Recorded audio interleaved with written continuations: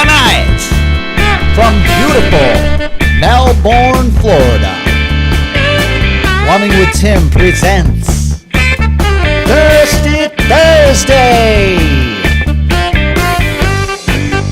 Hey, welcome everybody to Thirsty Thursday edition of Plumbing with Tim, the show where I answer questions from you, the viewer, as well as frequently asked questions I get from my customers.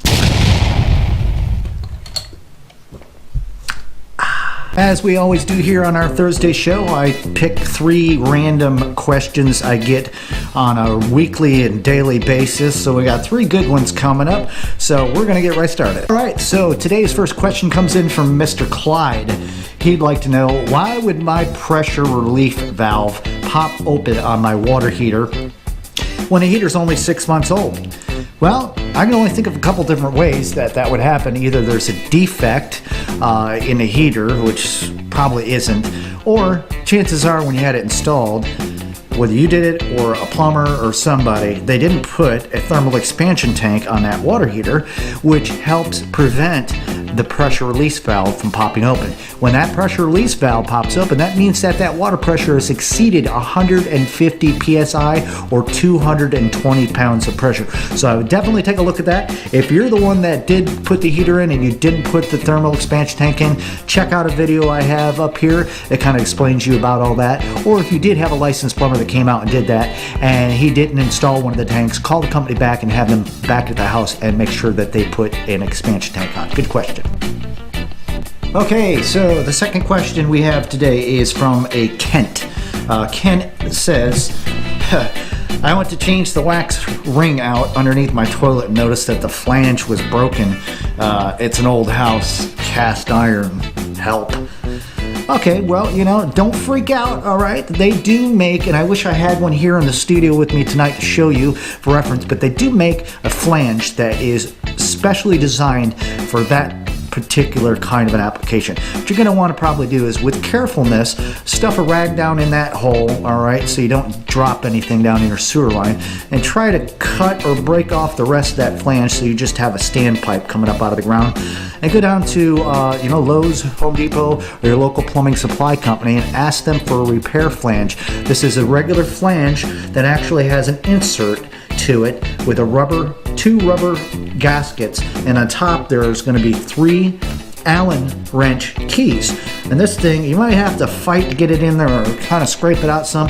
That thing, you're going to set it down inside that cast iron pipe and make sure it's lined up right so your bolts are perfect when you go to set the pull it again.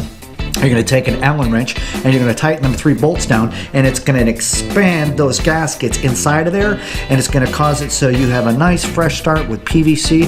And just to be on the safe side, it might be a good idea to get yourself a hammer drill and put yourself some tap cons to hold that thing down to the floor. That's how you fix it. Great question.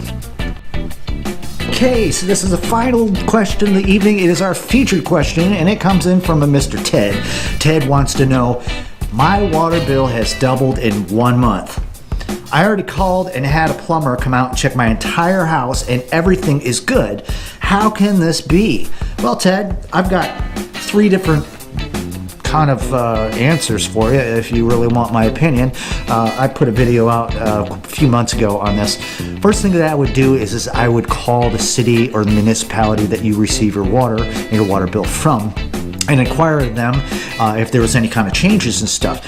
Rate hikes on your utility bills are a common thing everywhere. They don't even have to give you notice about that. And even to double the bill, they got to pick up their cost. Maybe there's different things that are happening that changes it. Maybe there's a water shortage in your area, and so it's harder to get that water to your resident. Second thing that I would keep in mind, and definitely, is ask yourself, have you had a lot of company, a lot of guests that have been at your home in the last last few weeks? Double showers, double the toilet flushes, double the eating and the cooking and stuff like that.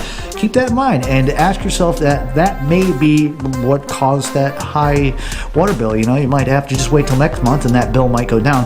And third, last but not least, and this is a real possibility and it's outlandish sounding, but it's a very real everywhere you go. You might have a water thief and you don't even know it. depending on the neighborhood, it doesn't even matter what kind of neighborhood you live in. You might have a neighbor that's hooking a hose up to your hose bib while you're gone for your 8 or 9 hours at work and watering his grass or doing something like that. It's very real. It happens all the time. It's a common thing.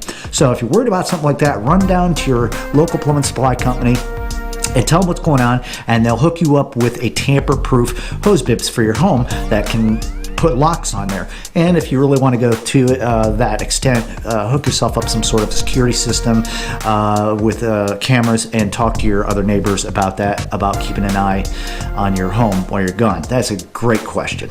So that's all the time we got for today. Hey, another 3 great questions. Hope I answered them to your liking and stuff like that. Hey, if you got a question that you want to have answered right here on the show, drop down and leave them in the comments below. I'll do the very best that I can to answer them on next week's show.